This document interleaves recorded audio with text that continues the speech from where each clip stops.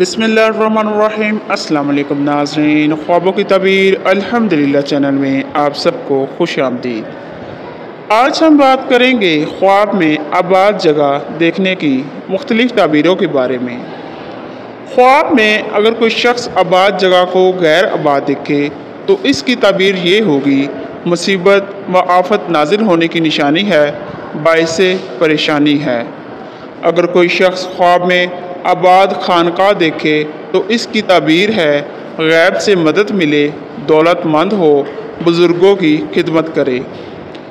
خواب میں آباد مدرسہ دیکھنے کی تعبیر: ملک میں تعلیم عام ہو، علم حاصل کرنے کی کوشش کرے گا۔